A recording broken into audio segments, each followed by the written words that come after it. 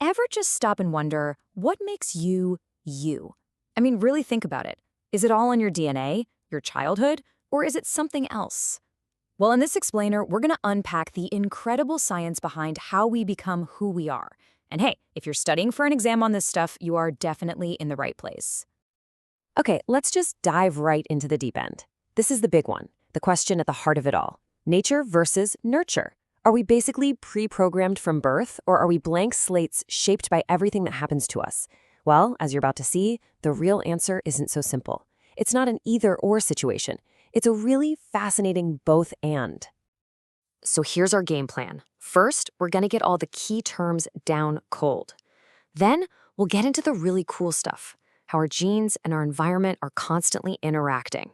And finally, we're going to explore the place where it all happens, the human brain, and how it gets built and rebuilt throughout our entire lives. All right, first things first. Before we can understand the big picture, we gotta know the language. There are 3 core terms here that you absolutely have to nail down, especially for any test on this topic. First up, genotype. The easiest way to think about this is like a master blueprint. It's the complete set of genetic instructions you get from your parents. It's the code for everything you could be, and it's written into every single cell in your body. Okay, so if the genotype is the blueprint, then the phenotype is the actual finished building. It's what you can see, right? It's all the observable results of that genetic code. Your eye color, your height, even things like your personality. It's the blueprint in action. And the last piece of this puzzle is the environment.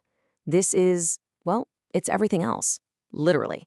From the moment of conception, every single thing that isn't your genes falls under this category. The food you eat, the people you meet, the culture you grow up in, the whole shebang. So now we've met our 3 main players, genotype, phenotype, and environment. But here's where it gets really interesting.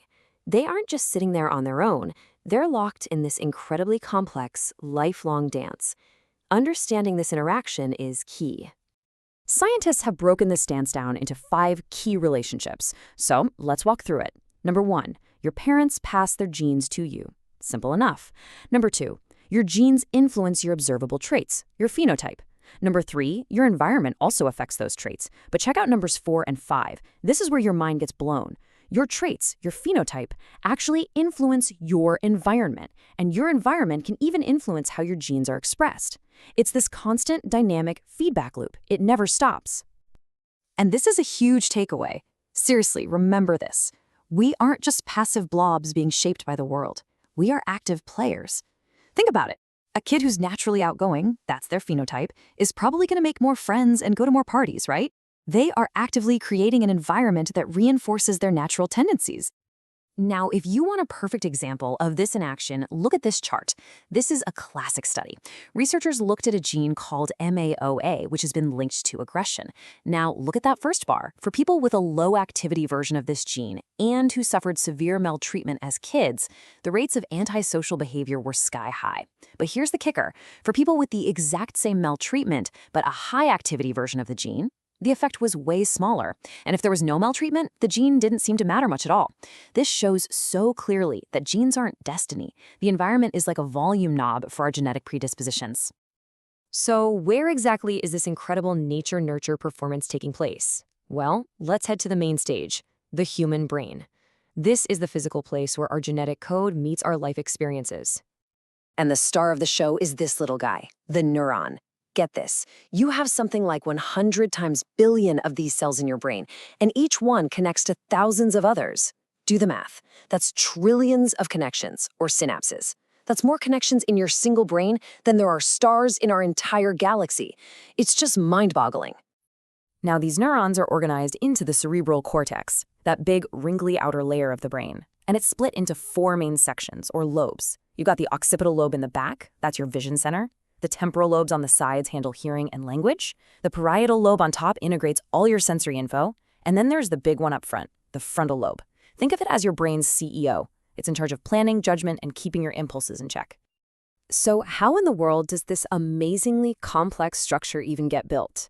A brain isn't just assembled like a car. No, it's sculpted over many, many years. And the process is fascinating. First, there's this period of massive, explosive growth, and then it's followed by a long period of careful, precise fine-tuning. If you look at this timeline, you see something really interesting. The brain develops from the back to the front. The basic stuff, sensory and motor skills, wires up first. That's why babies can see and kick and grab. But the more complex parts, especially that prefrontal cortex, your CEO, that's the last part of the factory to come online. It's still under major construction well into your early 20s. So, remember all those trillions of connections we talked about?